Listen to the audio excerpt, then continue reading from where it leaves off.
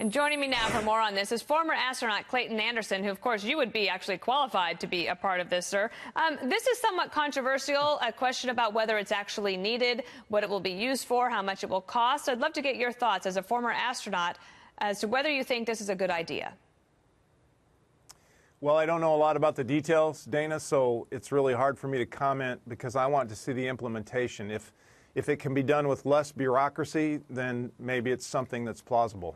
Do you think that we are behind the curve, that China and Russia are ahead of us, and that this is going to be inevitable, that space is the next frontier, and that we are behind? Well, I think we have a lot of military assets that are in space today that help our military men and women all around the globe. So protecting those assets is an important thing to consider.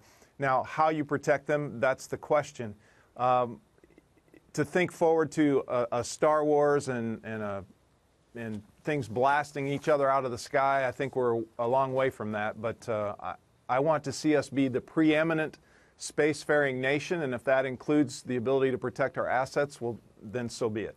You were a part of the International Space Station. I understand that you served with some Russian cosmonauts there. Tell me a little bit about that cooperation, and did it feel collaborative and cooperative? Absolutely, it was collaborative and cooperative, and I think if I gave the administration any advice, it would be to find a way to work with China and get some of their astronauts, their taikonauts, into space with us, just like we're flying with the Russians. I believe that if we're working together in space, the odds of us fighting in space or on the ground are lessened.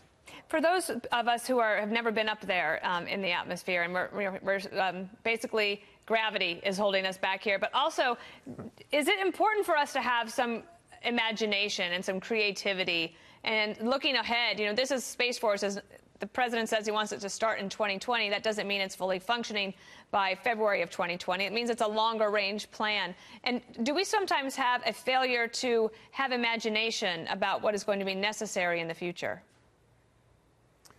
Well, I think a lot of times we rely on those things that come out of Hollywood, right? Some great movies that give us a glimpse of what it might be to live and work in space in the future. And as we all know, some of those early Star Trek ideas have actually sort of come to fruition in like the communicator and telephone. So as we look forward, I don't think we lack that imagination. Oftentimes we just lack the funding to bring that imagination into reality. Well, it'll be fun to watch how this develops, and I'm sure the debates will be there, but we'll have you back because you're an actual expert in all of this. Clayton Anderson, thank you.